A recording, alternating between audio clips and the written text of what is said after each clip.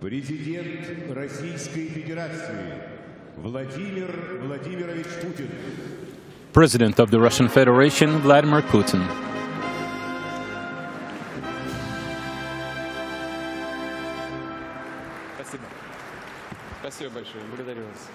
Thank you very much. Thank you.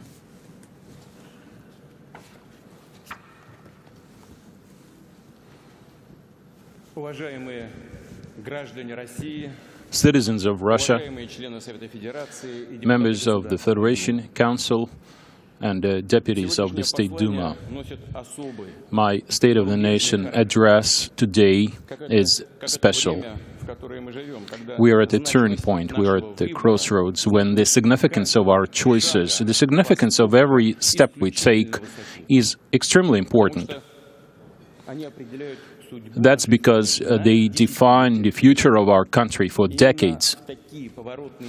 It is at such turning points that Russia has always demonstrated its capability to develop and renew, to build new cities, to conquer space, to make tremendous discoveries. This pursuit of the future, this combination of traditions and values is what makes our history so strong. We went through difficult transformations. We coped with extreme difficulties in the economy and the social sphere. We kept our country together. We established ourselves firmly as a democracy. We ensured stability in practically all the different areas of our life, which is critical for our multinational large country with its federative structure, different cultures, historical conflicts in our past, and different tribulations we had in the past. Stability is a firm foundation, but it doesn't guarantee further development. We can't afford this stability to make us relax and sit back. We still have many problems that remain unresolved. Russia still has a vast economic and defensive potential, but we need to improve the quality of our people's lives. We're not there yet, but we have to get there, and this is what we are going to do.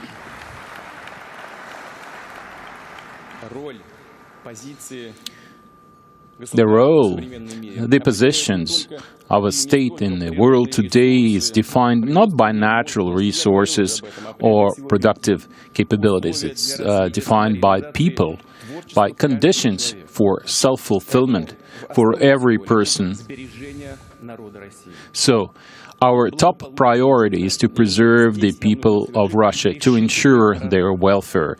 This is where we need to achieve our biggest breakthrough. And like I said, we've laid the foundation for that. So now we can go to another level and address new challenges. We have some experience with implementing large-scale projects and programs. Our economy is stable, and this provides us with new opportunities for breakthroughs and long-term growth. Finally, there is huge technology potential in the world today that enables us to achieve a real breakthrough in improving the quality of life for our people, developing our infrastructure and governance.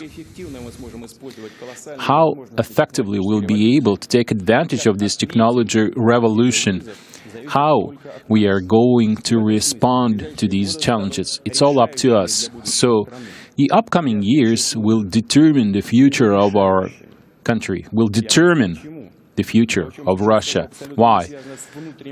Let me explain something to you. And this has nothing to do with the electoral cycle, with the upcoming presidential election. Whoever becomes the next president, regardless of that, every person, every citizen of Russia has to realize what is happening in the world today and what kind of challenges we face today. Technological changes are happening at an increasing speed. And those who take advantage of this new technology will launch forward. Those who are unable to do that will be buried under this tide of technological progress. Being backward technologically means undermining the capabilities of your country and eventually losing your sovereignty. That's a fact. This will weaken the country, undermine its human potential, because new jobs, modern companies, appealing prospects will emerge in other countries, in successful countries, and young people will go there, talented people will move there, and society will lose its vitality and development potential as a result. Like I said, we are witnessing civilizational changes in the world today, and this requires us to rise up to this challenge, and we are ready for that. We are ready for this breakthrough. My confidence is based on results we have achieved so far, which are quite obvious. Things we have achieved together. We've consolidated the people of Russia, and we have a huge potential. Our people are extremely creative. For us to move forward and develop dynamically, we need to expand the space of freedom in all the different areas. We need to strengthen democratic institutions, local self-government, civil society, the judiciary. We have to be open to the world, open to new ideas and new initiatives. We have to embrace long overdue decisions. We have to make those decisions. We need to abandon everything that stops us, holds us back, preventing people from fulfilling themselves and developing. We need to concentrate and focus. We need to be strong and work hard. But otherwise, we'll have no future. Our children will have no future. Our country will have no future. I don't mean necessarily that somebody will invade us. No, we'll be lagging behind. This is the biggest threat. And unless we do something, the situation will only get worse. This is like a chronic disease that gradually undermines your body from within. Sometimes you don't even feel it. We need to focus on development so that no obstacle prevents us from making progress. It's up to us to define our future.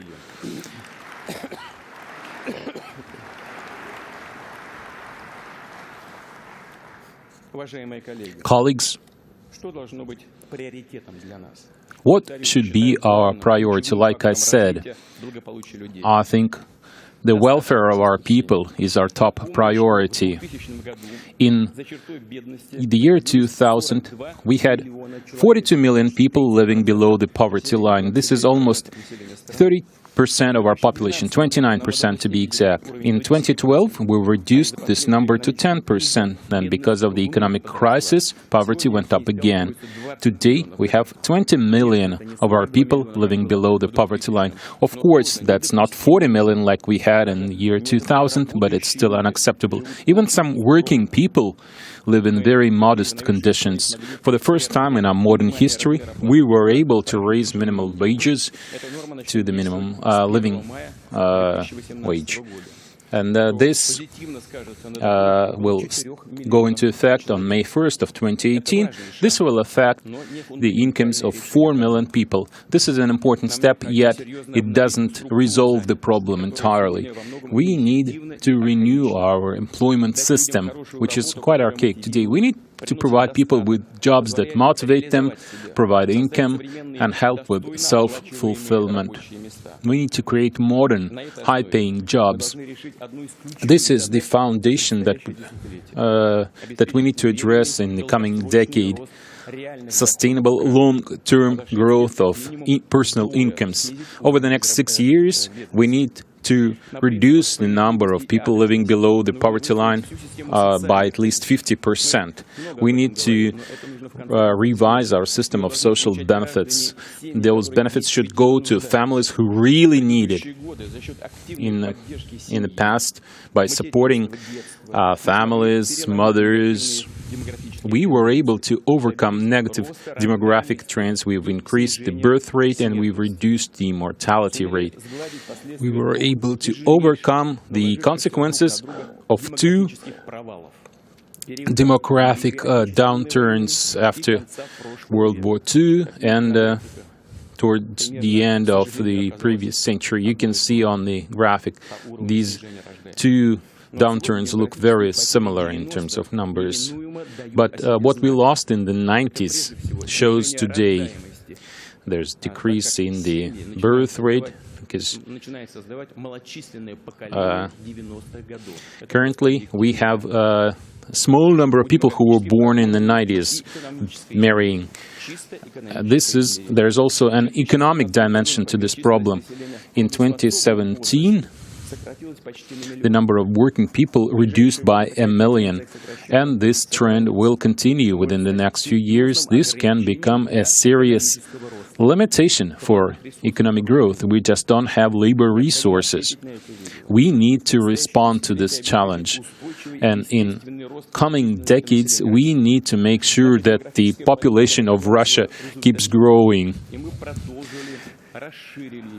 We've continued our policy. We've extended the maternity benefit program, and we have targeted payouts for the first child, second and third child over the next 5 years. Over 500,000 families with children will be able to improve their living conditions by getting a better deal on mortgage.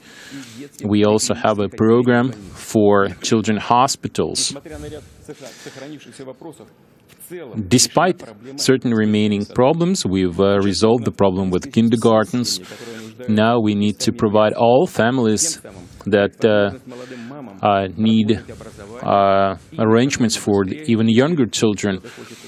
We need to help young moms to go back to work if they are interested in doing so.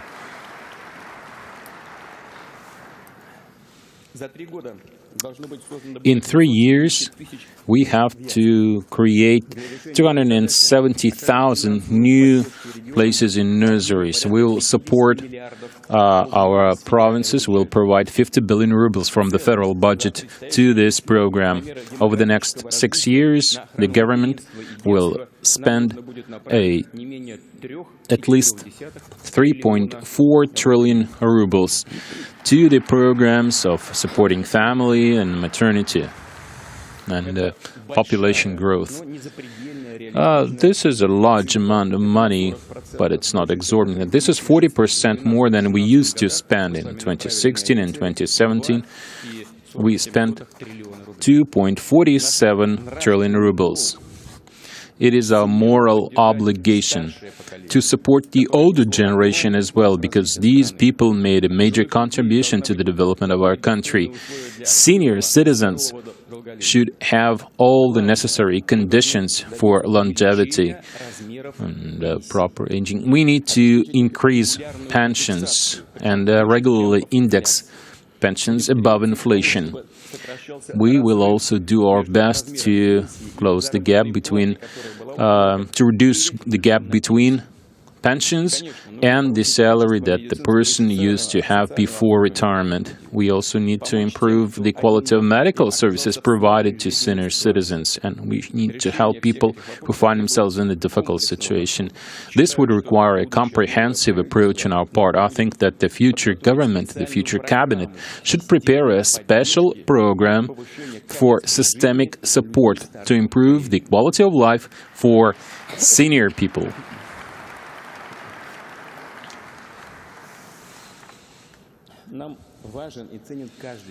We appreciate every person. Every person matters to us.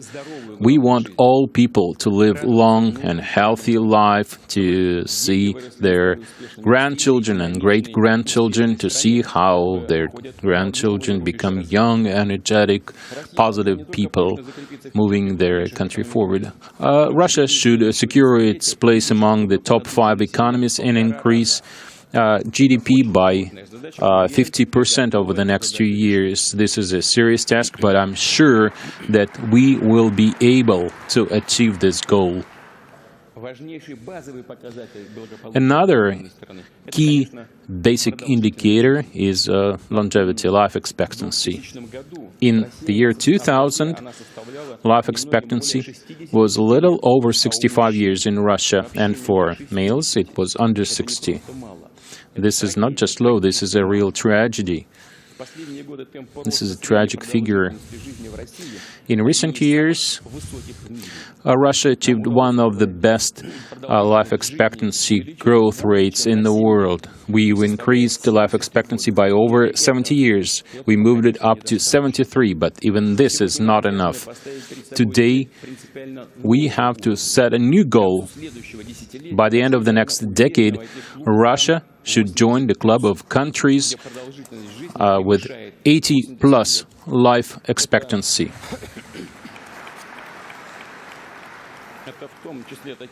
This includes countries like Japan, France, and Germany. Life expectancy should grow by increasing the period where people are not affected by diseases, where they can live healthy lifestyle. And this is doable. This is possible. Our entire country will have to make a big step towards this goal. The lives of all of our people have to change for that. Colleagues, we have to create a modern environment for our people. We need to transform our cities and villages while we preserve our historical heritage. And we have successful experience of improving urban environment. We have such experience in Kazan, in Vladivostok, in Sochi. Many provincial capitals are also being transformed, so we've got some experience for that. So I suggest we launch a new large-scale program that will affect many other major cities as well, and we should at least double our spending on these programs over the next 6 years.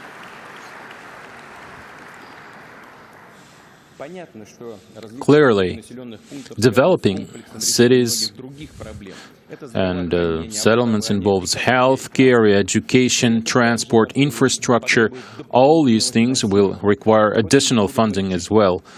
I will talk about this a little later in different sections of my address.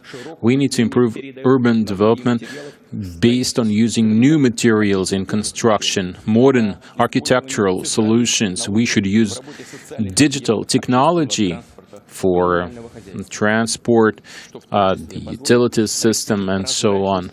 This will make the whole system of the utility services transparent. People should get quality services without overpaying for them. This will create new prospects for our people, provide them with modern environment for civic initiatives, small businesses, and startups. This will help Russia develop a vibrant middle class. A lot will depend on municipal authorities, how open they are to modern, new ideas, how well they respond to initiatives coming from people, low-income families, disabled people. They should really care about their cities, towns, people who live there. And this is not a formality. I really mean it. And I would ask authorities at all levels to pay special attention to this, developing our cities. This should be the locomotive of our development today. We cannot focus on just a few big cities. Big city should be a foundation for well-balanced spatial development of the entire country.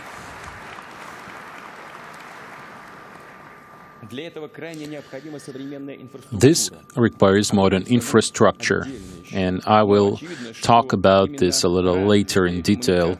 But right now, I would like to stress that well-developed infrastructure would provide our people with all the necessary services that the residents of big cities enjoy today. Those people living in rural areas should be integrated with the rest of the country. We will support initiatives that provide small towns, help them preserve their identity, and develop. Will pay special attention to social and infrastructure development in rural areas. The agricultural industry is already competitive on the global stage, and people who provided this success should see real improvements in their lives accordingly. Colleagues, I understand how important it is for every family to have a house, to have residence. This is a huge problem that we have inherited from our past. It has been going on for decades, and we've heard many promises and attempts to solve this problem. And now we are finally able to actually do this, and we should do this. In 2017, 3 million families in Russia improved their living conditions. Now we need to achieve steady. And this is the first time in Russia's modern history, for the first time we should achieve the level where every year at least 5 families will be improving their living conditions. This is a difficult task to go from 3 million to 5 million. Last year, we had 3.1 million families, and we need to get to the figure of 5 million people, but this is doable. And there are 3 key factors that would help us make living more affordable and accessible. First, we need to improve personal incomes. Second, we need to reduce mortgage rates. And third, we need to increase the number of offers on the market. Let me remind you that in 2001, how many mortgage loans were issued in our country? Just 4,000 loans. 4,000 mortgage loans with the interest rate up to 30%, including some in dollars. And actually, 50% of those loans were in dollars. It's just a small group of people who could afford mortgage. Last year, we had 1 million mortgage loans. In December, the average rate went below 10% for the first time ever. Of course, we know that it's a highly individual situation. But we need to proceed in reducing mortgage rates to 7 or 8%. You know, we had a lot of discussions. What should I mention, 7 or 8% when we discussed my speech? But I would like to say that we should definitely aspire to getting this figure down to 7%. Mortgage should become affordable for most working people in Russia today, young specialists, young professionals. Let me give you a few more figures. In the 1950s, 1970s, we had, on the average, 60 million square meters of new housing in the country. Then, in the 80s, it was closer to 70 million. Currently, we have about 80 million square meters. We went a little bit higher in some years. Now we should set our goal higher. We should increase residential construction to 120 million square meters a year. This is an ambitious goal. But again, it's doable, considering new technology and experience that our construction companies have acquired, new materials. We need to get from 80 million to 120 million. It is necessary and it is doable. If we want to have 5 million families improving their living conditions in a year, we need to build 120 million square meters of housing every year. People who invest their money in construction should be protected. We should gradually abandon co-investment schemes. It should be banks and other institutions assuming risks for construction projects, not individuals. You know, when some of our colleagues, including some of them sitting here in this room, and they said that we should use market-based evaluations. They said the system we had in the past are obsolete, but eventually it turned out that quite often we have a situation where where housing is evaluated above its market price. So we need to look at our taxation system, how the value of the residence is estimated. It should never be above market value, and we need to make all necessary decisions very soon in the first 6 months of 2018, no later. Colleagues, to develop our cities and villages, we need to increase business activities, and this requires that Russia should be covered by modern communications. In just a few months,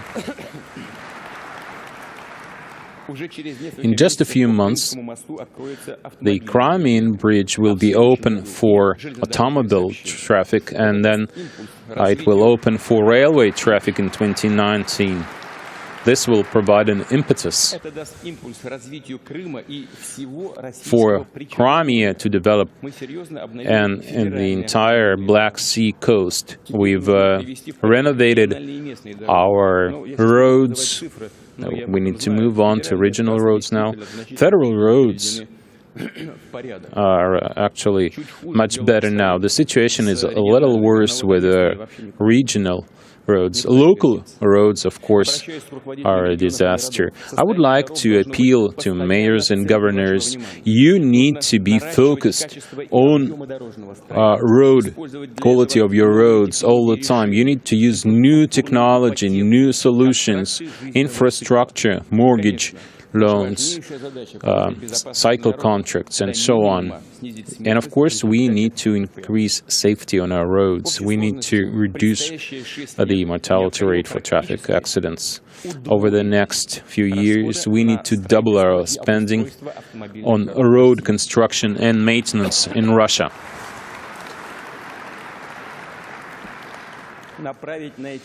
We need to earmark over 11 trillion rubles from different sources for this purpose. This is a lot, considering that in 2019-2017 we spent 6.4 trillion rubles on that. That's a lot too, but we need to bring it up to 11 trillion. We are building roads, a road that will become part of the Russia-Asia-Pacific corridor, and our partners from Kazakhstan and China have already done their part of this project. Their roads are already operational, so we need to accelerate and do our part. We need to increase the throughput capacity of the Baikal-Amur line up to 150 million containers. The time period for delivery over this line should be reduced to 7 days. And this will secure a quick return on investment for this project. Our railroads should increase their throughput capacity by 4 times. This will make Russia one of the world leaders for container transit between Europe and Asia. In 1991, the seaports of the entire Soviet Union were at 600 million tons, but we lost half of that because of the disintegration of the Soviet Union in the early 2000s. It was 300 million tons.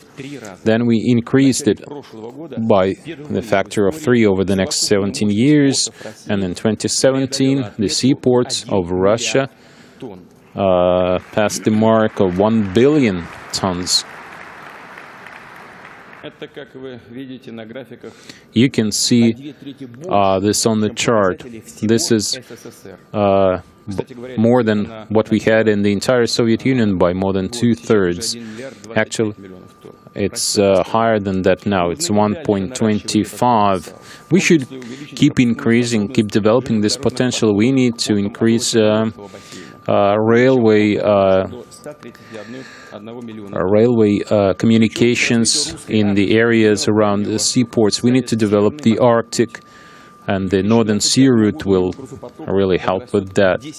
Throughput capacity will increase by a factor of 10 to 80 million tons. We need to make this a competitive transit artery. In the Soviet times, it was used more than later, and we will fix that. We will develop our forests, we will create all the necessary conditions for people to live there in comfortable conditions. We want people to go there. We want to increase the population of forest territories. We've launched a number of important projects in the Arctic regions. They meet modern green standards. We strengthen our scientific capabilities, defense infrastructure in the Arctic regions. This will secure Russia's interest in this strategic part. We're also building nuclear icebreakers. Our Arctic fleet has always been and will always be the most powerful Arctic fleet in the world.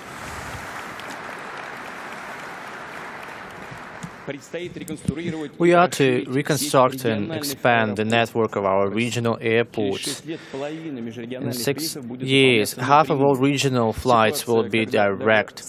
And the situation when you have to fly to a neighbor region through Moscow, that will be a thing of the past.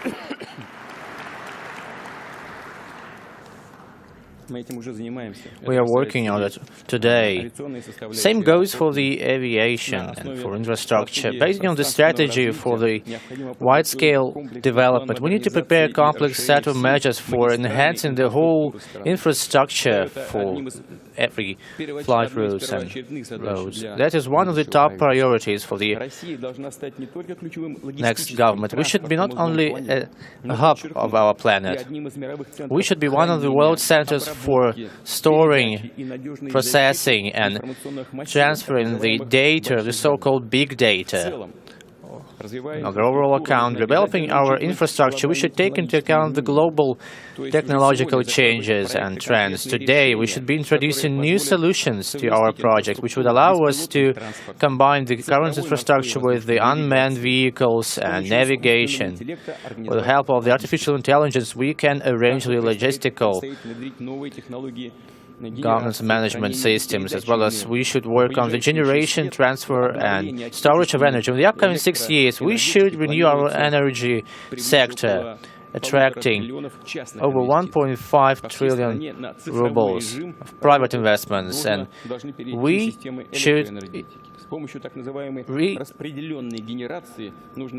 reintroduce the so-called distributed generation of energy to help the far regions of Russia. By the year 2024, we will ensure almost 100% of internet coverage for every corner of Russia. We'll complete the construction of the fiber channels for the internet to every remote city and town of Russia for 25,000 people of Russia. And the remote cities and towns of the Far East and Siberia and North will have a reliable access through the Russian satellite network.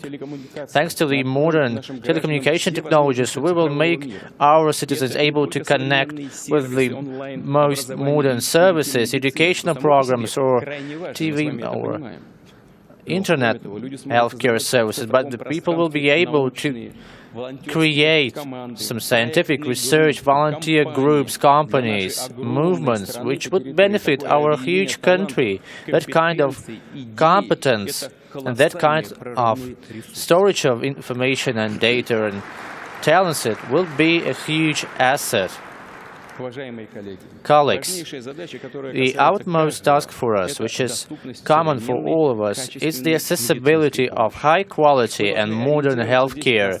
We should be oriented towards the highest global standards in that field.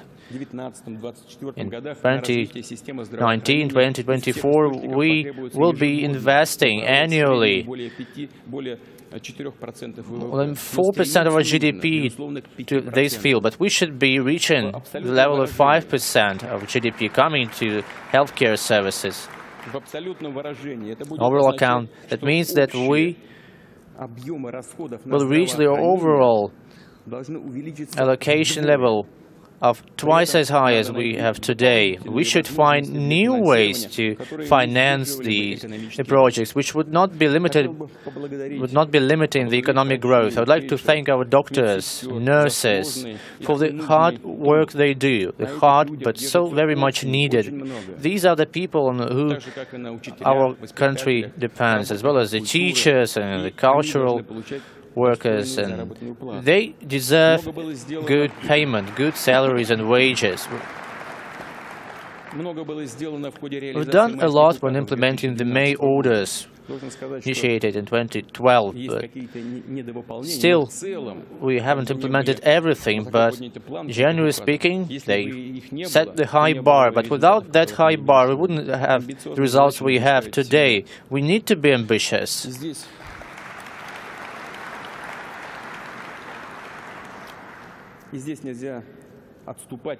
We should not step back.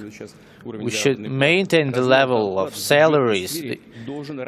When it comes to the budget-dependent workers, we should see the incremental growth, as well as the growth in the quality of education of people who work in these sectors of healthcare, education. Throughout the recent years, we've modernized our healthcare infrastructure and hospitals, so that has a direct impact on the quality of the healthcare services. The overall count, we are too much into the administrative reformations. We are closing some smaller hospitals in remote cities, but we have no alternative, and people have no access to such services in remote places. They see no option, and they are being told, you can go to the city and have some help there, but this means that people are forgotten and abandoned. We should present equal opportunities and fair services. It shouldn't be the case in healthcare or anywhere else. We need to restore a truly stage-by-stage accessibility for most basic healthcare services. We should have done that in the first place when working on the reforms. We should do that today, as soon as possible, for the sake of the cities who are of not more than 100,000 people. And this and the next year, we should be creating new hospitals and first aid centers. And for the towns with less than 100 people, and we have a fair amount of such villages, we need to create a mobile services with cars, off-road cars, with all the necessary equipment for diagnostics. And we need to keep our hands on the pulse. I ask the All-Russian National Front to be in constant contact with the people, monitoring the situation in the field. The hospitals, the regional institutions for healthcare services and the leading medical research centers should be tied into one and the same network, so that the people would get the help from the overall system, every specialist and doctor. Preventing diseases is also important. In the 90s, we did not conduct any of such things. We started to restore the disease prevention policies. Every person in Russia should be coming through a compulsory check every year. That means that we should be more responsible about our health. Modern technologies would allow us to decrease the mortality in the elderly ages and help to prevent many cardiovascular diseases. We have some positive dynamics, that's good, but still, we need to fight off the oncological diseases, the cancer, we need to fend it off. Our colleagues, we have our family members or friends who've suffered by that evil by cancer. And I say we should create an all-Russian program to fight cancer and oncological diseases, bringing in the science potential and our pharmaceuticals companies, modernizing our oncological centers, and this way starting to work from the very bottom when we detect the first signs of cancer to the very treatment of it. We have already some positive developments on that track. Across the board, across all the indicators, you know that very well, we should be at the same modern level as others, and that level should be the top one in Russia. In order to maintain a healthy nation, we need to work more than only on the healthcare services. In Russia, across the country, we need to ensure high levels of environmental protection and well-being. You can imagine a healthy life with millions of people drinking a water which is below the standards. If you have black snow coming down, like in Krasnoyarsk, and huge industrial centers because of the fog, they cannot see the sun for months. In Chelyabinsk, Nizhny Tagil, Chernihiv, and some other cities, we have tightened up our environmental policies for the industry, which will decrease the emissions. Starting with 2012, we expect that as many as 300 industrial complexes will be coming onto the use of new technologies and new emission reduction systems. And starting from the year 2021, every industrial entity in Russia will introduce these new measures and mechanisms. Of course, we've seen many difficulties on the way, but there is no way back. You should know that. We will never postpone the deadlines anymore. We will not expand the current programs. Also, we will need to modernize the energy sector. This will be achieved through creating new roads and highways and enhancing the quality of transportation emissions control. Today, the civil society found out that in Russia there are more than 22,000 dump sites. We need to settle this problem. We need to eliminate the dump sites within the borders of cities. We need to enhance the quality of water in remote small towns. The water is being delivered not 24/7, but only several hours per day. We need to introduce more technologies which are already yielding results in our defense and technical industries. We need to maintain and preserve the unique environment of Baikal, of the Volsky Basin and the Teletsky Lake, which will have a direct positive impact on the quality of life of the half of all Russian citizens. We are to open 24 new preservation centers and national parks. They should be accessible for the environmentally friendly tourism. That will help us to bring up people who are responsible about the environment. Colleagues, 2018 is the year of volunteers, and it's very symbolic that this year started with adopting a law which introduces that every level of government and authorities should facilitate the work of volunteers. Today, volunteers, those who are socially oriented, actively participate in solving the most burning tasks today, and that involvement of people in the work of the authorities, as well as the moral heritage, is what makes our one and the same nation, that was helping us to make headway. We should preserve our identity, even amid the technological changes we experience, and you cannot overestimate the role of culture, which is our all-national civilizational code we share. It opens up the creativity, positive creativity in every one of us. We should create more cultural and museum institutions across Russia, concert halls, theatrical halls, music halls, and many other schools and institutions and halls, as well as exhibition areas where the leading museums of Russia will be deploying all what they have on displays. We should not be storing that in the archives. They should be displaying the beauties they have. These will be the centers for cultural life, for the youth, for the people of all ages. Then the first project of that kind will be implemented in Vladivostok. Other cities will follow.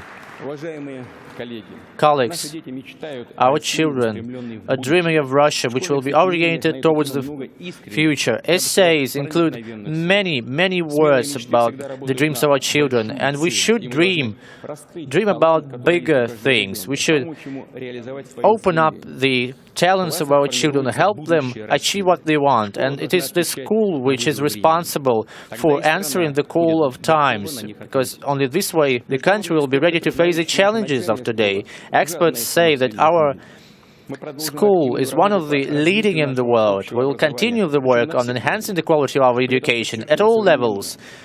And modern, high-quality education should be accessible to every child in Russia. Equal opportunities is a huge potential for the country to achieve greater social justice and equality. We need to transit to new technologies of individual education so that the people from the very young age will be ready to creatively search for new information and new skills. We need to build up the competences for the digital age.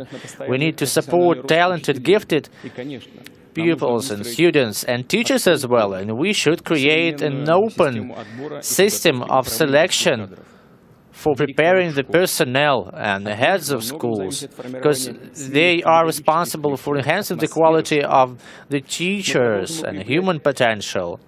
We'll continue to reinforce our system of support for the gifted children. That kind of system should encompass every region of Russia. We should integrate such platforms as Quantorium and Sirius, the Center for Extracurriculum Education. That should be the case for every region of Russia.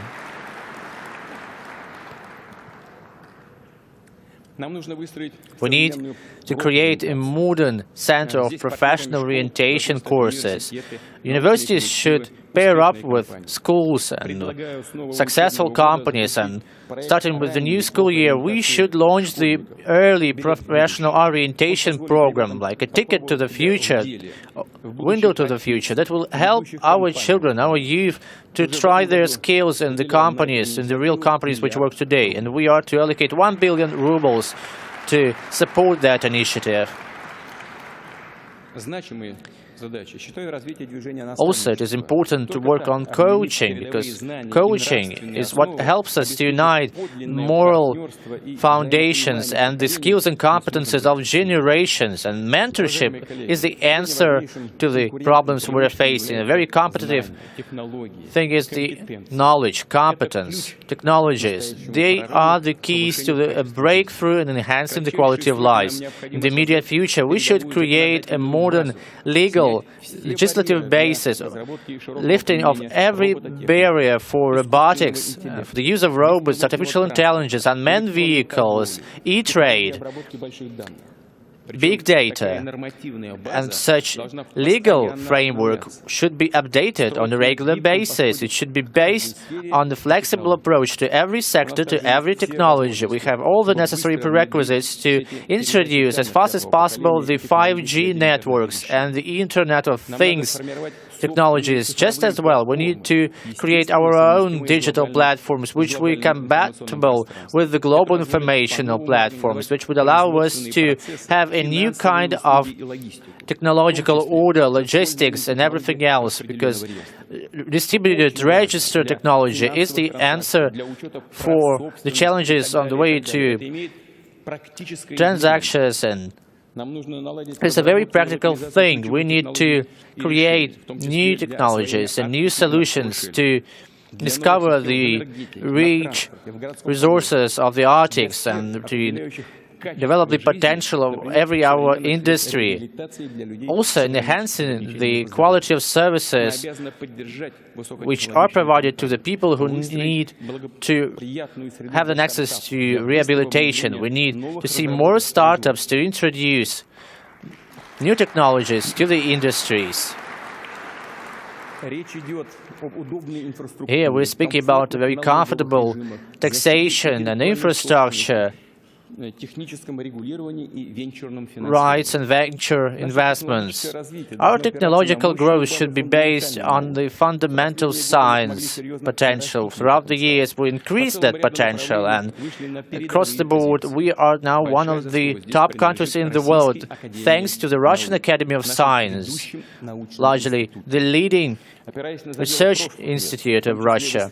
Based on our experience and competences, we need to come to the new level. Today, in Gachina and Dubna, we see projects for modern research installations of the mega science level. And also in Novosibirsk, we have planned to create a synchrotron installation, as well as the same kind of installation will be installed in the area of Moscow. And Russian research institutions this way will be one of the leading ones in the world, and the use of these new capabilities will allow our companies to be more competitive in creating new drugs, new materials, new chips and motherboards and everything else. And that kind of new infrastructure will support the ambitious scientific research, attracting our compatriots from abroad back to Russia. We need to have a proper legal and contractual basis for the work of international scientific research groups.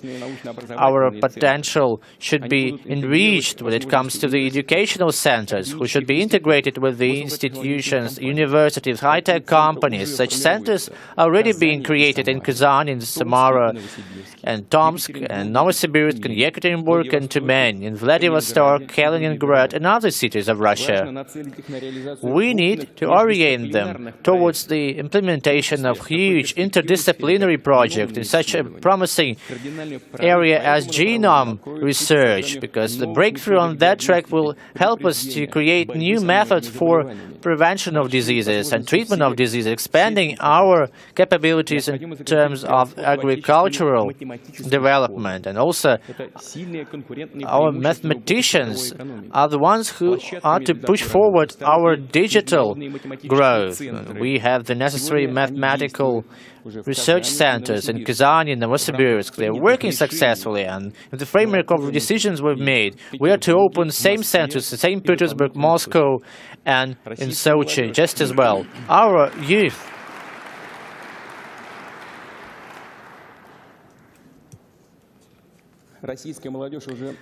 Russian youth is proving that they are capable of being the leaders in many spheres. Our school students and pupils have been awarded with 38 medals, achieving the first place at the World Skills Competition 2017. Our students have claimed 12 victories during the competition for programmers. Best practices and experience is what can help us to modernize the professional education. We need to achieve new levels of student education when it comes to the new technologically demanding areas. We should introduce the applicable bachelor's degrees and new courses for engineers, as well as we should create new centers for advanced qualification enhancement courses for those who already work. Also, we need to create favorable environment for our youth, talented and gifted, as well as the youth from other countries will be willing to join our universities. We need to create the environment for the students from abroad to come to Russia for the sake of education, and then they should stay in Russia. We should make it attractive enough for them. We need to enhance the procedure for granting the citizenship to foreign guests. We should focus our attention on those who are needed, the young, the healthy, the well-educated. They should enjoy a simplified procedure for citizenship acquisition. Colleagues, to ensure a breakthrough in growth and put our education and healthcare onto a new level, together with the infrastructure and services quality, we need to allocate huge amounts of budget money towards these sectors. We need to find additional money. But how are we going to do that? What will be the sources? Where we will find the necessary amounts of money? First and foremost, we should single out our priorities, enhancing the quality and the efficiency of our work, attracting private investments to major projects, and the future government will need to create a new taxation framework which would be stable and cemented for the several years to come. I would like to highlight the fact that we need new fiscal solutions which would help us to improve the budget income, together with the guarantee that we will allocate enough to stimulate the growth, at the same time implementing all our social obligations, the economic growth of Russia. We need to develop Russia's economic potential, develop the potential of every province. This is the source of further growth. We need our economy to grow above the world's average rate. This is not an easy task, but this is not just wishful thinking. This is a basic requirement for achieving a breakthrough in addressing our economic, infrastructural, and defensive goals. This should be the top priority for the next government. We've stabilized our economy. We are less dependent now on energy prices, their volatility. We've increased our international reserves. Inflation is at an all-time low, a little over 2%. Of course, we realize that for a number of products, prices keep growing above the average rate, and we need to keep an eye on that. Now, I'm referring to our anti-monopoly service. But on the whole, of course, this low inflation offers additional opportunities for us for development. In 2015, just recently, the inflation rate was almost 13%, 12.9 to be exact. Currently, Russia has a new macroeconomic reality with low inflation and general stability of the economy. For people, this offers opportunity to increase their personal incomes. And for businesses, this offers predictability and cheaper loans. So businesses should get accustomed to this new economic reality as well. And finally, this makes it possible to attract long-term loans for large-scale infrastructure projects. So now we can keep inflation low, act responsibly, and at the same time gradually reduce the interest rate, making loans more easily accessible. I hope that the Bank of Russia will support me here as we implement our Implementing its monetary policy, I expect the bank to work in contact with the government towards our common goal, creating conditions for further economic growth, to change the structure of our national economy to make it more competitive. We need to use a fundamentally new approach for our sources of growth. Where are those sources? First, we need to increase our productivity. We are still lagging behind in this respect. We need to increase productivity at major and middle-sized companies, industrial construction, agriculture, trade, commerce, so on. We need growth rate of at least 5% a year. Then, by the end of the next decade, we'll be among the world's leading economies. Increasing productivity means increased salaries as well. This means that demand will grow, and this in turn will provide an additional driver for economic development. We should motivate companies to produce technologically sophisticated goods. We need to revise our system of subsidies and retarget them to stimulate production of sophisticated goods. Next, attracting investment. We had a goal of increasing it to 25% of GDP, and we were unable to achieve this goal, unfortunately, but we still have to get there at any cost. I hope that the next government and the Bank of Russia will present a specific program on how to get there. We need to modernize our production facilities. We need to get to a level where, on the average, every other company modernizes its production lines in a year. Then we'll see specific results from modernization. The third source of growth is developing small and medium-sized businesses. Over the next decade, its contribution to Russia's GDP should approach 40%. And employment levels should go from 19 to 25 million people. One of the key problems that businessmen are concerned about is access to financial resources. Currently, the government has a special program for small production companies to get loans at 6.5%. I think we should continue this program, and we need to make this instrument really available to businessmen. And another source of growth, this is developing non-commodity exports. We need to remove all administrative barriers and create the most favorable regime for companies that export goods. Over the next 6 years, we have to double our non-commodity exports to $250 billion.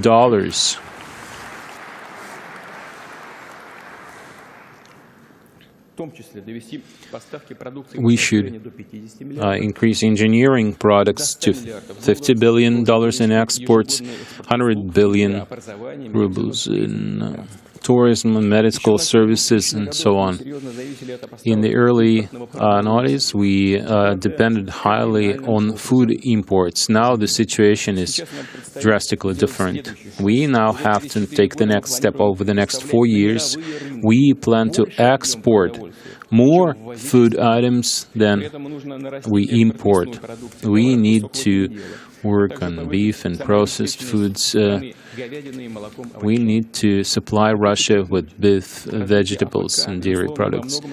Agricultural developments, of course, relies on the big companies, but this should not impinge on smaller businesses and people who work there. We need to support family farms, support farmers. We need to develop agricultural cooperatives, create necessary conditions in rural areas. But, of course, we all know that we have certain problems every now and then that involve people's interests.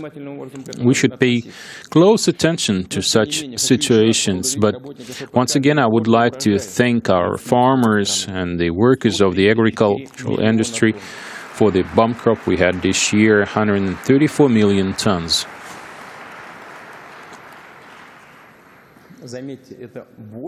This is more grain than the record for the Soviet Union. This was in 1978. They had the record crop of 127.4 million tons of grain in 1 year. And these days, we regularly have crops over 100 million tons. Of course, there's a downside to such crops. Prices go down, there are problems with storage and transporting grain. To support our producers, we've introduced lower tariffs for railroad transportation of grain until July 1st, 2018. We need to consider similar measures for the future, and we should help with purchasing grain in remote areas like the Urals, in areas that are far from seaports. We need to create added value. You need to offer your products to animal farms. We will certainly discuss these issues with the agricultural workers at the agricultural forum that we'll have in March. And based on that, we will come up with additional support measures for the agricultural industry. Colleagues, for the economy to work at its full capacity, we need to improve the business climate. We need to ensure the highest level of business freedoms and competition. The rate of government involvement in the economy should steadily decrease in recent years due to improvements in the banking sphere, and I really support this process. Government acquired a number of financial assets, but we should market those and sell them off. We should get rid of everything that helps corrupted people in the government institutions and law enforcement to put pressure on businesses. The criminal code should no longer be used as a tool in economic disputes. Such disputes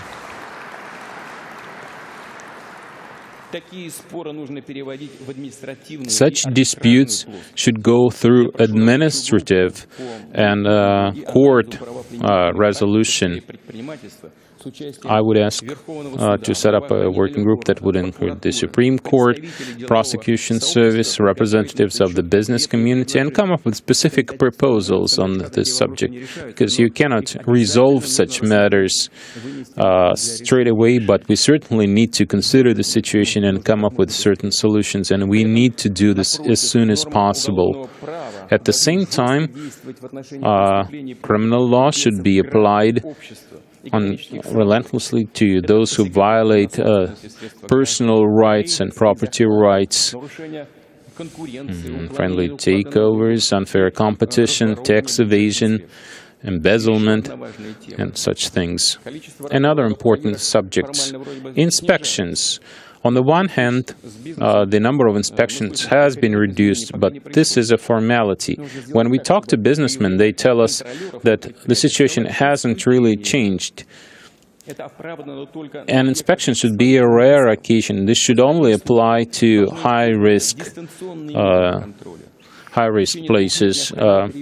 In other places, we should have a system of remote control. And for the future, we need to implement a risk-oriented inspection system. We need to support up-and-coming businessmen, help people to make their first step. They should be able to start a company with one click, get a loan remotely through the internet. Self-employed people who use digital services should be able to register automatically. Businessmen who use cash registered should enjoy a facilitated regime of reporting. These seem like routine things, but these are the things that stop them from developing further. We need to do our best to remove get rid of all the red tape. Introduction of digital platforms and technology will make this system more transparent. I would like to appeal now to all Russian businessmen, to people who have family farms, small companies, innovative companies, or maybe a large industrial facility. I know we still have a lot of things that we need to do, and I assure you we'll do our best to make sure that our businessmen have all the necessary opportunities for developing their companies and creating new jobs. But at the same time, I really expect that Russian business people will also make a greater contribution to breakthrough development of our country. And people will respect businessmen more. This is also very important. Colleagues, in addition to developing modern services for business people, we need to make this whole system more comfortable, transparent, and easier to understand. The whole system of interaction between the government and people, between the government and our citizens. We've created a network of centers where you can go and get government services through a one-stop system, one-desk system. And now we need to take the next step. Over the next 6 years, all government services should be available in real time remotely.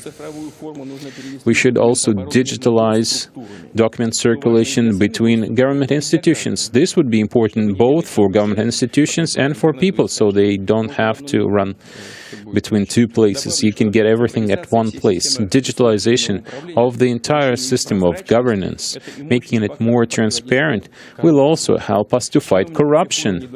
Government officials at all levels should be interested in increasing their efficiency. They should pursue specific results. You know, we keep talking about corruption, but government officials, I have to say this, most government officials, most public servants are good, result-oriented people. But what I just said will help everybody, those who work in the government service and also people who use government services. We need to revamp the entire system of government services based on project-oriented method of work. Of course, we need to provide personnel for government services, for business, science, production facilities in all different areas. We had the first Leaders of Russia contest, and we have other initiatives to support young professionals, volunteers, college students, high school students, that they bring together thousands of young people from all over Russia. This is an important step in their lives, in their professional careers. I'd like to emphasize one thing. For all those who want to work and who want to serve their country, their people, for those, Russia will always be a land of opportunity.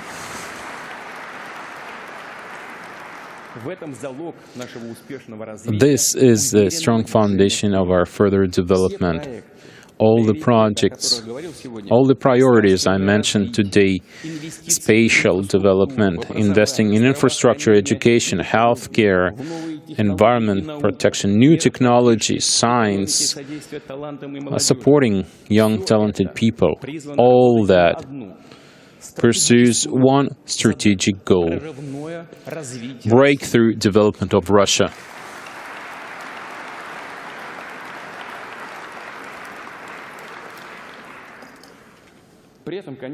At the same time, of course, we should not forget about security. Colleagues, we see increased opportunities with the armed forces today. We've done a lot to strengthen our army and our navy. Our armed forces are equipped with modern weaponry today. The level of the rate of modern weaponry increased by 3.7 times. We've adopted 300 new models of weaponry, providing our armed forces with 80 new ICBMs, 102 submarine-based ballistic missiles. We've commissioned 3 new nuclear submarines of the Borei class. 12 ballistic missile regiments have been equipped with Yars missiles. We've increased the number of high-precision long-range missiles by a factor of 12, and our aerospace forces, our ground forces, and our navy have significantly increased their capabilities. The entire country, the entire world is familiar today with the names of our newest air defense systems, fighter jets, land-based systems. These are new high-precision weapon systems developed in recent years. Russia's borders, and this is very important, we have a network of radars. We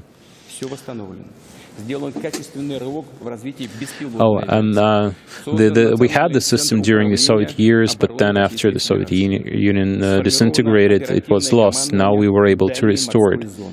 We have now a new command in the Far East. The number of convict soldiers increased by 2.4 times, and we've increased our military units are now manned at over 90%.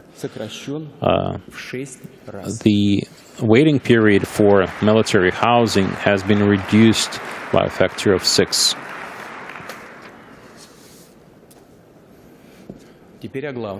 And now the most important thing for this section, for defense.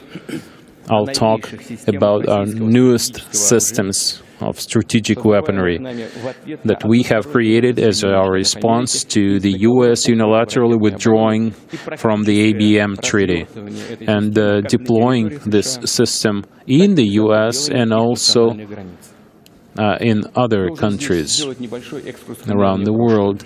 I would like to go back to history. In 2000, the United States told us about its plans to withdraw from the ABM treaty.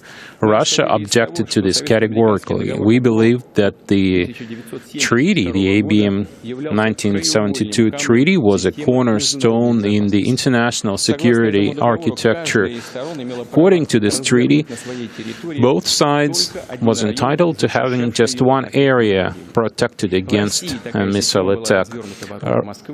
Now, Russia deployed this system around Moscow and the U.S. around Grand Fox area where they had their missiles. This treaty created an atmosphere of trust between our countries and also protected us against the unilateral use of nuclear weapons by one of the two sides. This would make the aggressor vulnerable to a retaliatory strike, so we talked to the Americans, persuading them not to upset the strategic balance, but it didn't help. In 2002, the United States unilaterally withdrew from the ABM treaty, and for a long time after that, we tried to have a constructive dialogue with the Americans. We suggested working together in this area, and at a certain point it seemed to me that we could achieve a compromise, but no. All our proposals were rejected. Then we said that in order to ensure our security, we'll have to improve our modern strike capabilities. In response, they said that the United States were not developing missile defense capabilities against Russia. So it's up to you. You can do what you want.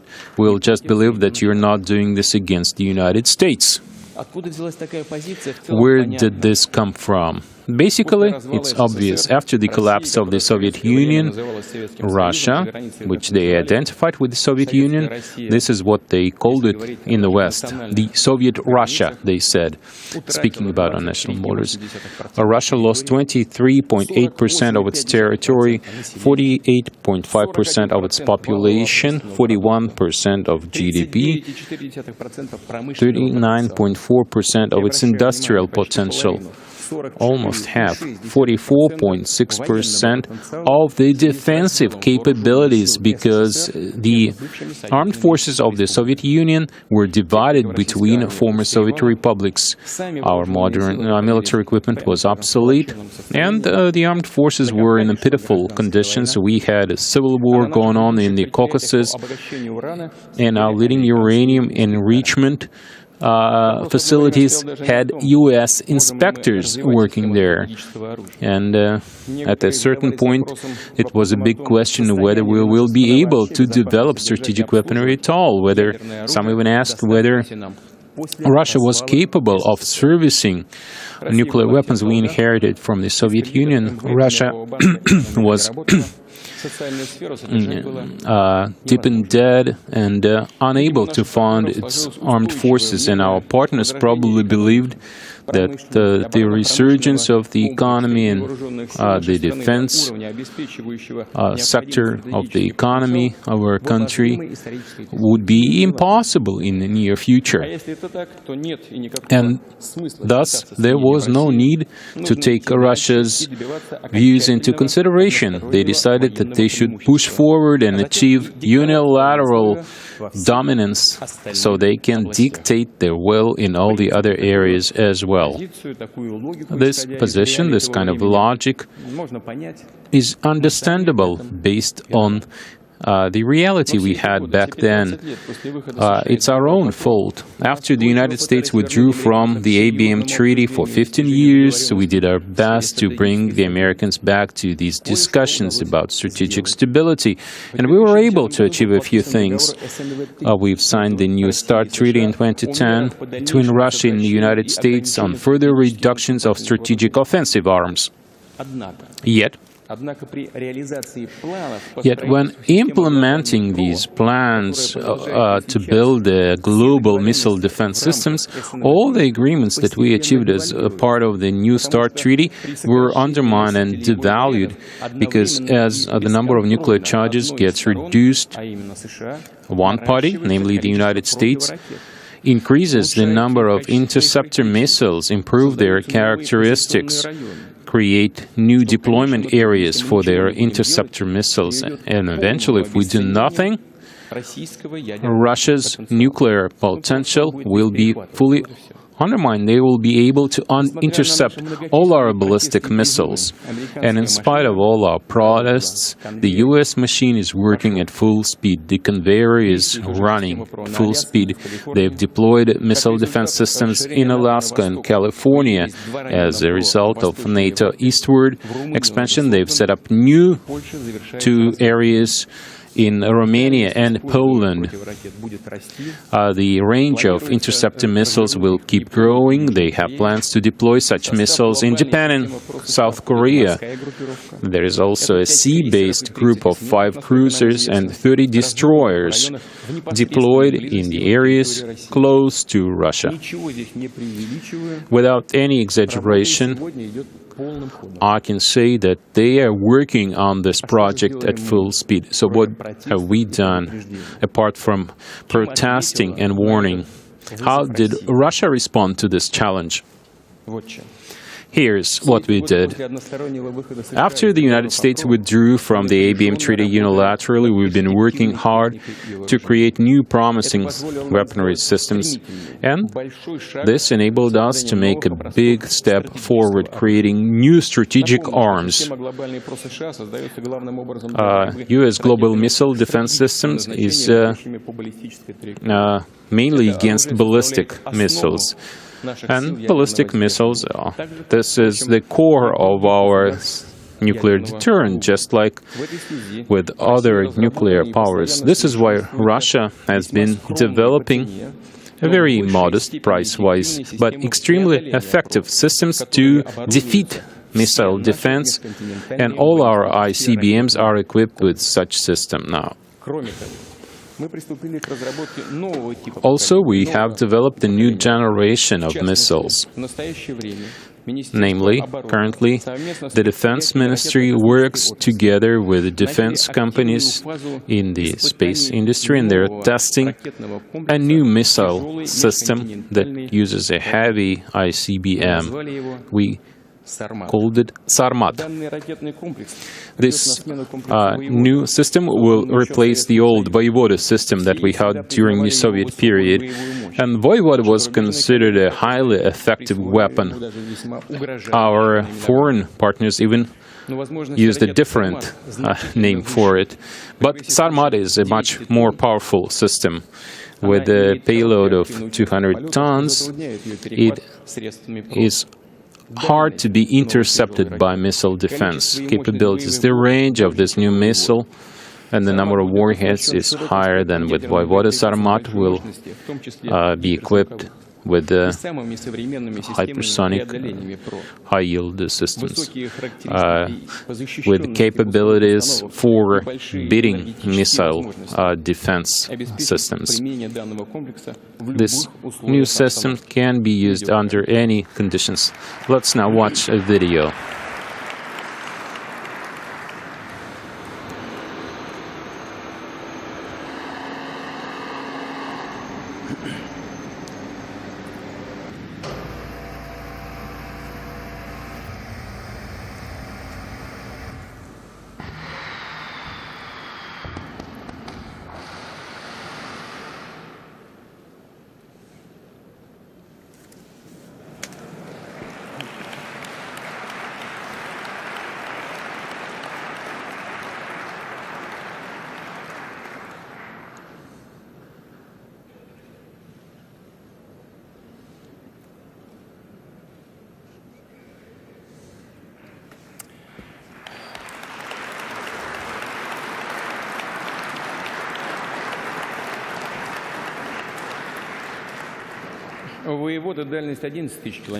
Voivode had the range of 11,000 kilometers, and with Sarmat, with the new system, there is no range limitation. As you can see from this video, it can attack any target through the North Pole or through via the South Pole. It is a powerful weapon, and no missile defense system will be able to withstand it.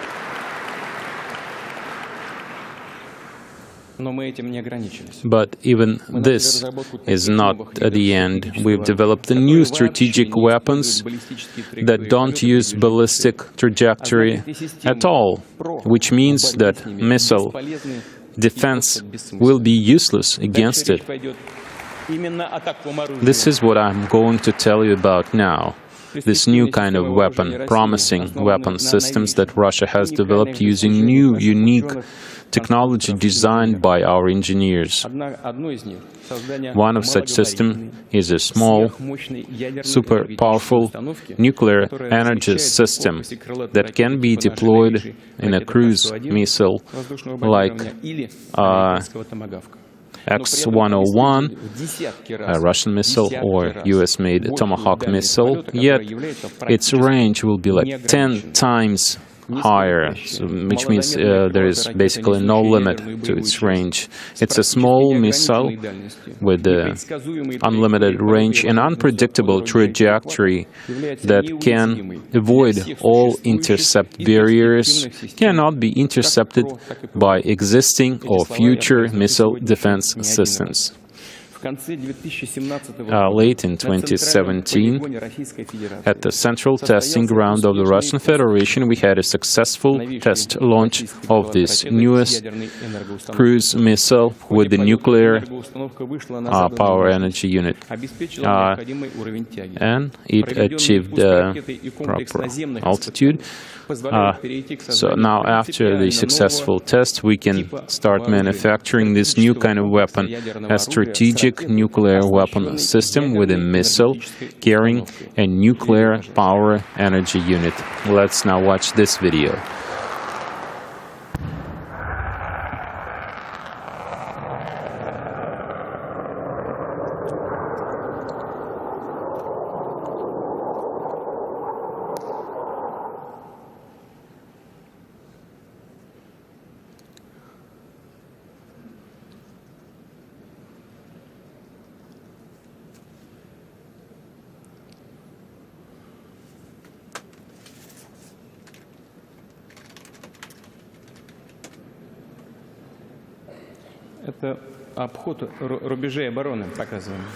This is how it avoids defense barriers.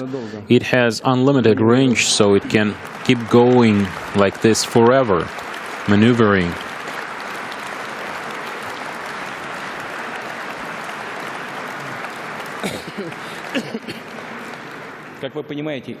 As you understand, this is unheard of, and nobody else has such a system in the world. They may create something similar in the future, but by that time, our guys will come up with new ideas as well. Next, we all know that currently the whole world works actively on drones. We have unmanned submarines that move at ultra-deep levels intercontinentally with a speed that is much higher than the speed of modern submarines, torpedoes, and even the fastest surface ships. This is just fantastic.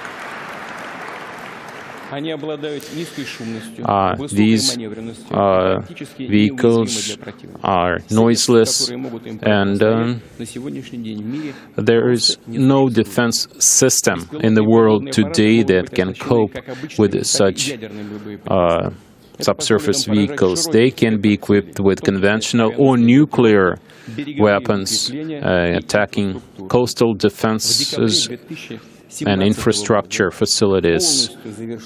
In December 2017, we've completed testing this new innovative nuclear propulsion system for this unmanned subsurface vehicle. It's extremely small, and at the same time, its size is 100 times less than a regular submarine, and at the same time it's more powerful, and it takes 200 times less time to get to the launch site. This enabled us to develop new nuclear systems equipped with new nuclear charges. Let's watch the next video now.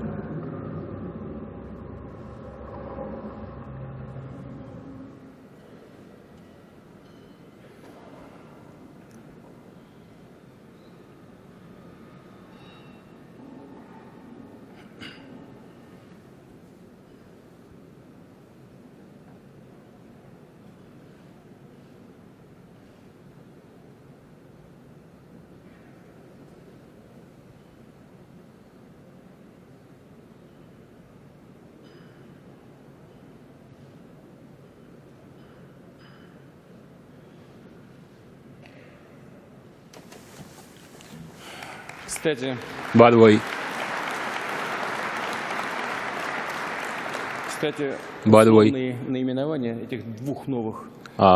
the names for these two new systems of nuclear weaponry, the cruise missile, the global cruise missile, and this subsurface unmanned vehicle. We don't have the names for them yet, so you can send in your proposals to the website of the Defense Ministry. We all know that a country with a high level of science and economic development are working on hypersonic weapon systems. Hypersonic speeds is measured in Machs, named after the Austrian scientist Ernst Mach. 1 Mach is 162 kilometers at the altitude of 11 kilometers. It's from 1 to 5 Machs, it's supersound. From above 5 Machs, it's hypersonic. These weapons are extremely powerful. Military experts say this is the future, and this makes it invulnerable. Interceptor missiles are not able to catch up with hypersonic missiles. This is why the world's leading armies want to have this weapon system. Friends, Russia now has such a weapon.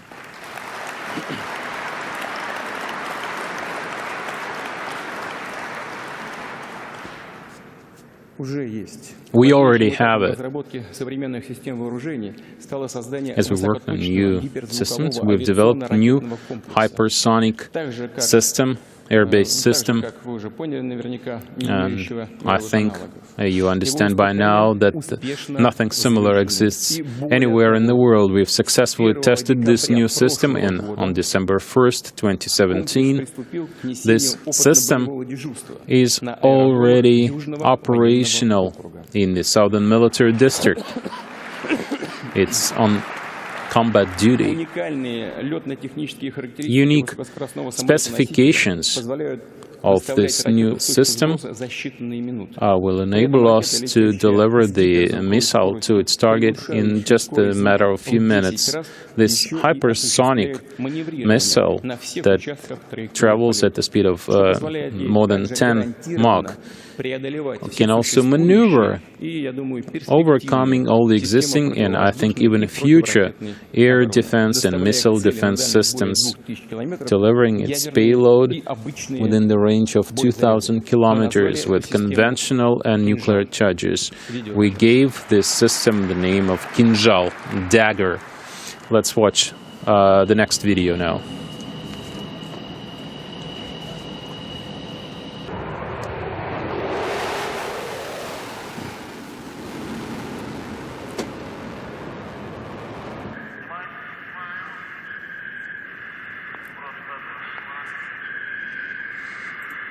Маневр предельный.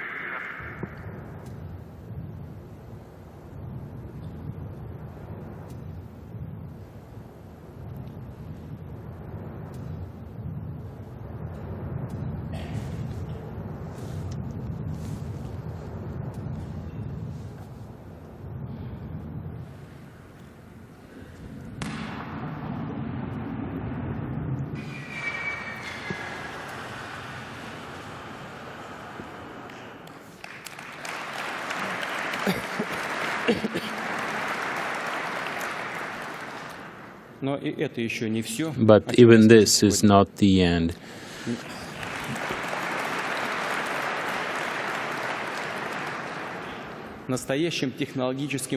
A real technology breakthrough. We've created a new missile strategic system that uses a fundamentally new equipment. It's gliding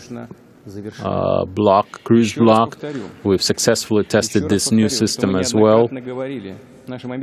We've repeatedly warned the US and European NATO members that we will take steps to neutralize threats that arise from the deployment of their missile defense system. We said this publicly and in our bilateral talks in 2004, when for the first time ever we tested this system, which I'm going to describe now.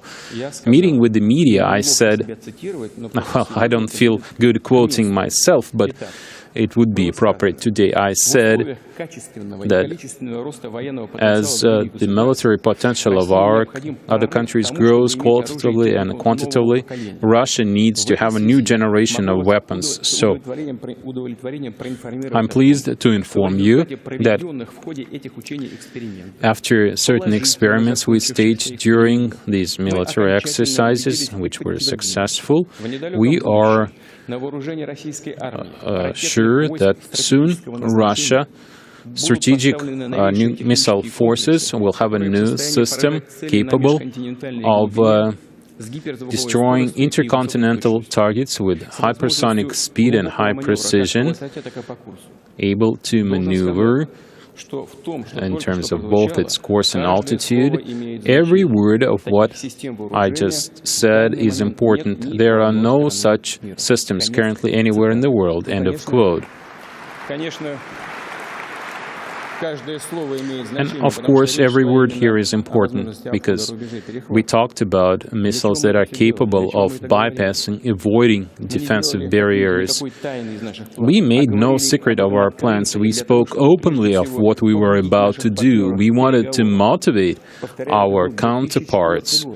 This was in 2004, like I said, amazing, but despite of all the difficulties that we faced over the years, economic and financial problems, problems with our defense industry, with our armed forces, Russia remained a major nuclear power, but nobody wanted to talk to us seriously. They kept ignoring us. Nobody listened to us. So, listen to us now.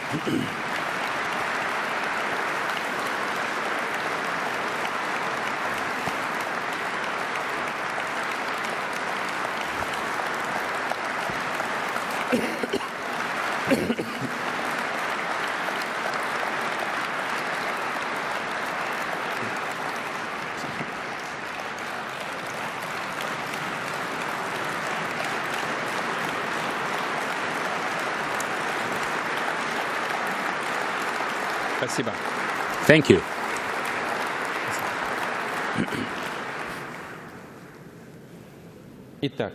So, this system is different from other existing systems because it can go to dense strata of the atmosphere at hypersonic speeds, 20 Mach and more. This gliding cruise block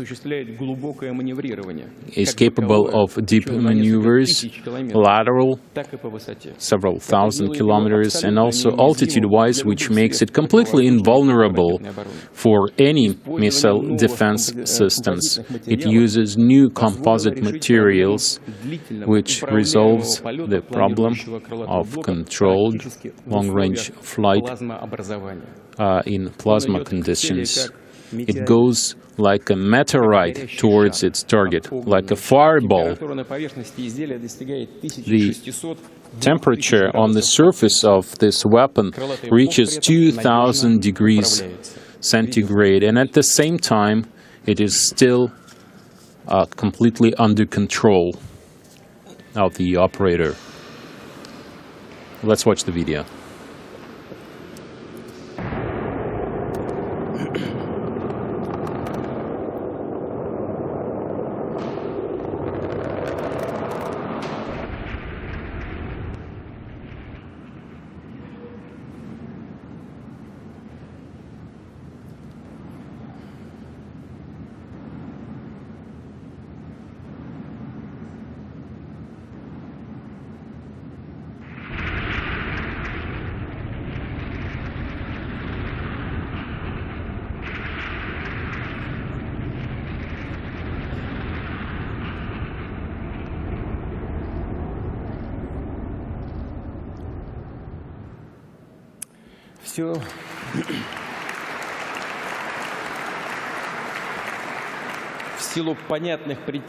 For obvious reasons, we can't show you today what the actual system looks like.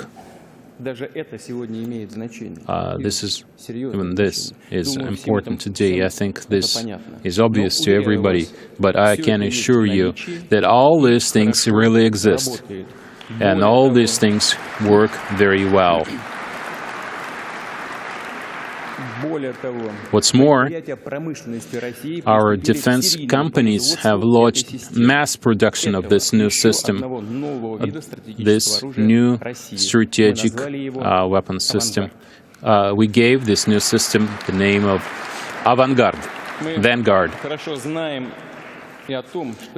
We know well that there is a number of countries developing new weapon systems that use new physics principles. And even here, we are one step ahead of everybody else. At least in the key areas, we have achieved significant results in developing laser weapons.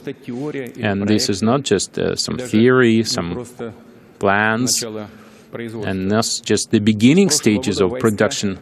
Last year, we started equipping our military units with combat laser systems. I won't go into details because it would be premature, but specialists know what I'm talking about. Such systems significantly augment Russia's military capabilities. Let's watch this video now.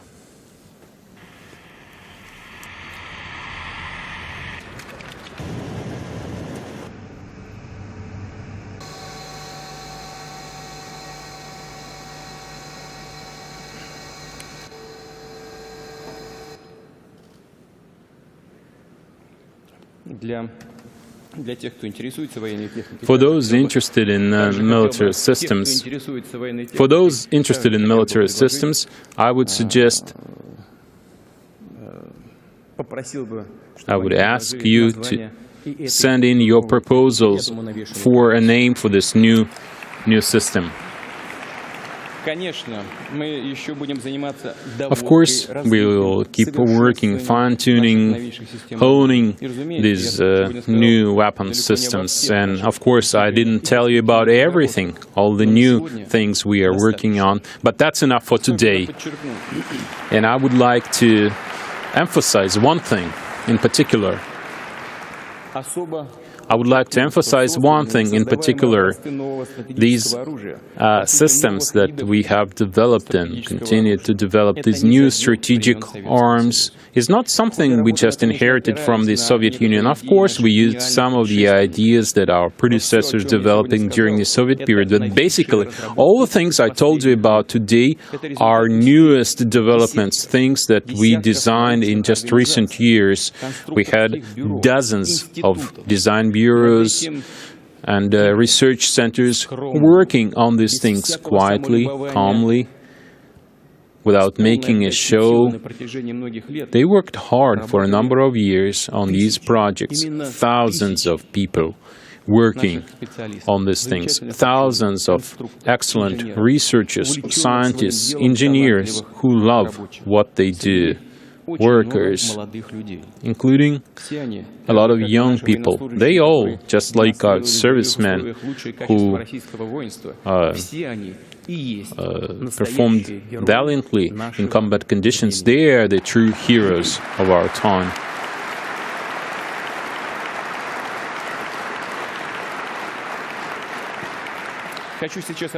Right now, I would like to address all those people. I would like to tell you, we will certainly give you awards and benefits and so on. And I met you personally many times. I know this is not what you're working for. You just care about ensuring our country's security. So as the head of state, as the leader of Russia, I would like to thank you for everything you did for our country.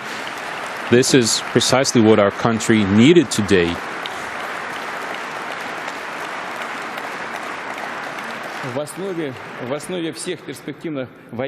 All these new military systems are based on excellent achievements that will later be used in high-tech civilian products. But I would like to mention one thing specifically. These unique weapon systems can only be developed, designed and developed in a state that has the highest level of fundamental science, research centers, industrial facilities, labor force. And you can see now that Russia has all these assets.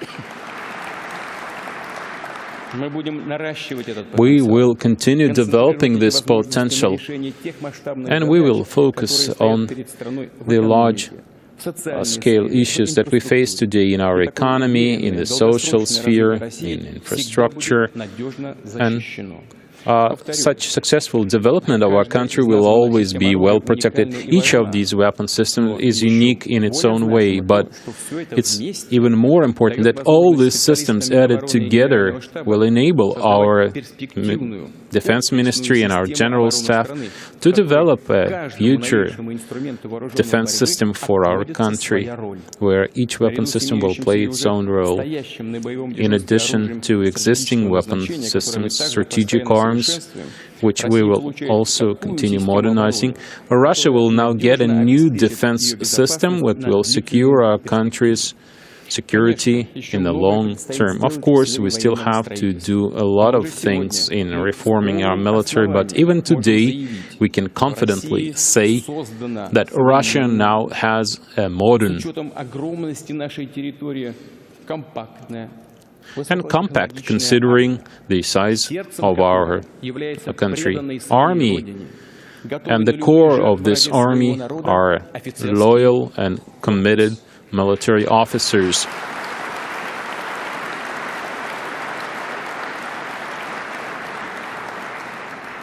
Equipment, the military systems. Sooner or later, other countries around the world may have that as well, and we are not concerned by that. We have these new systems, and we'll have even better systems in the future. But the key thing, nobody has such people as Roman Filippov, for example. They will never have such people as pilot Roman Filippov.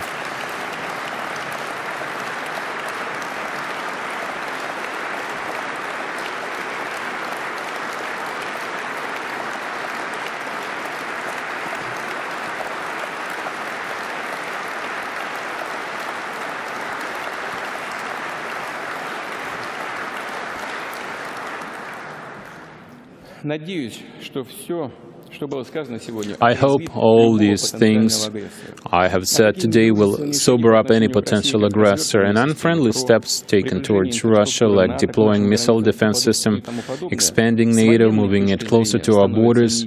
Militarily, this is no longer effective. Financially, this is unjustifiable. And eventually, this is just nonsensical for the people who do this. All the things I told you about today, we had to inform our counterparts because of the commitments we've made internationally earlier, and our defense ministry and foreign ministry will discuss this issue in the future with our partners if they're interested in doing so. I will only say that all this work has been conducted by us within the limits of current arms control treaties. We're not violating anything, and I'd like to emphasize specifically that this military power is not to threaten anybody. We have no plans, neither we have ever had plans to be an aggressor and attack anybody. We have never had any plans to attack anybody. We are not going to take anything away from anybody. We have everything we need. On the contrary, I'd like to emphasize, and this is very important, Russia's growing military power is just a guarantee of peace on our planet, because this military might will preserve the strategic balance, the balance of forces in the world, which has always been a key factor of international security after World War II to this day. And those who have been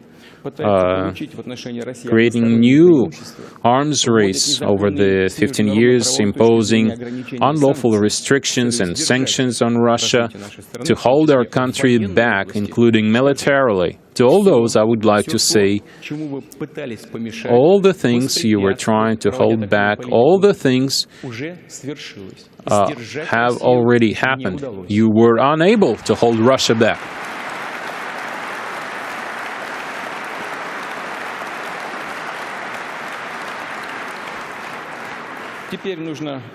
So now you have to face the facts, have to make sure that I'm not bluffing, and I'm not bluffing. You have to get rid of the people who cannot look into the future and keep living in the past, and stop rocking the boat called the planet Earth.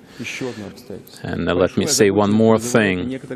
We are very much concerned by the new nuclear posture review recently published in the United States that reduced the threshold of using nuclear weapons. Of course, you can tell us to calm down unofficially off the record, but we are looking at the official document, and it says that now nuclear weapons can be used in response even to cyber threats. Well, I would like to say that Russia will only use nuclear weapons when nuclear weapons are used against Russia or against its allies, or in case of a direct aggression against Russia with conventional weapons that poses an existential threat to our nation. It's very clear and specific. So, I have to say the following. Any use of nuclear weapons against Russia or its allies, small range, medium range, any kind of attack will be regarded as a nuclear attack against Russia, and in response, we will take action instantaneously, no matter what the consequences are. Nobody should have any doubt about that.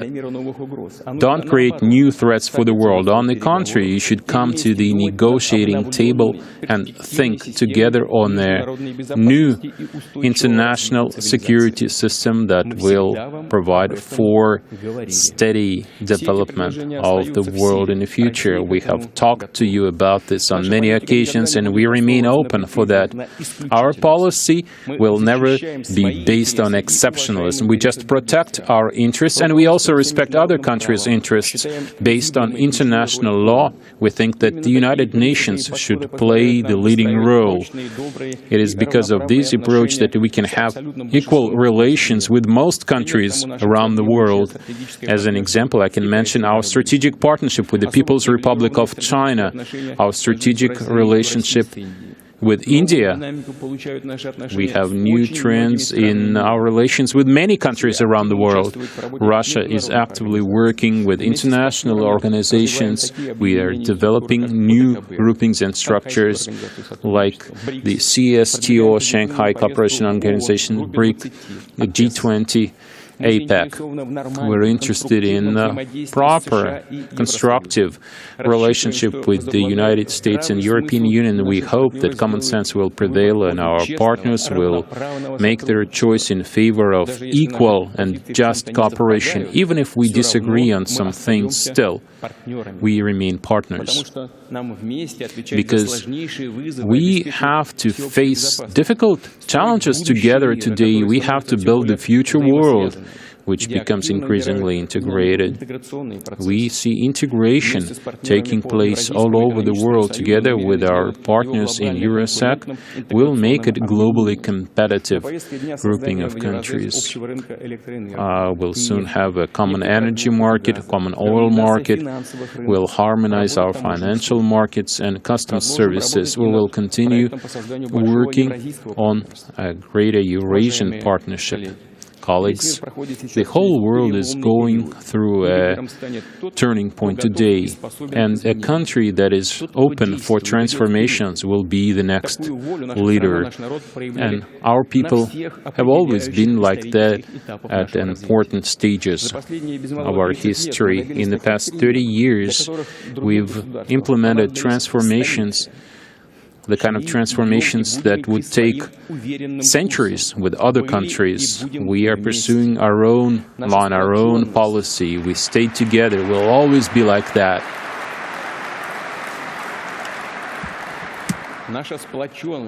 Our unity is the best basis for future development. In the upcoming years, we should reinforce the unity even more so that we would work as one team which understands that we need changes, we must introduce changes, and which would be ready to give us experience, competence, skills and talent to achieve common goals, one goals.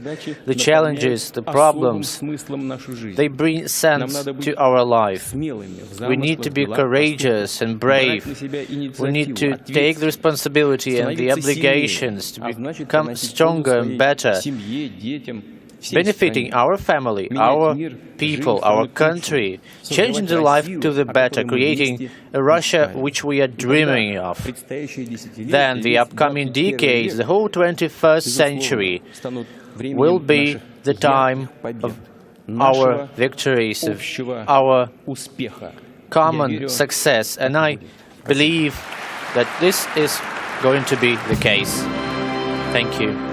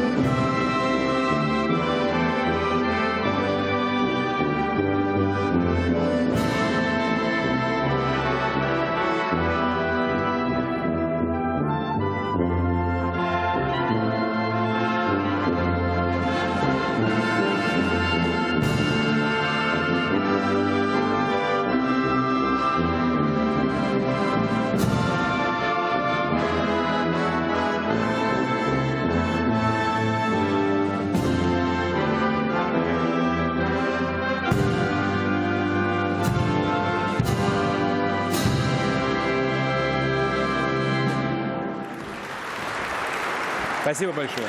Thank you. Спасибо. Thank you.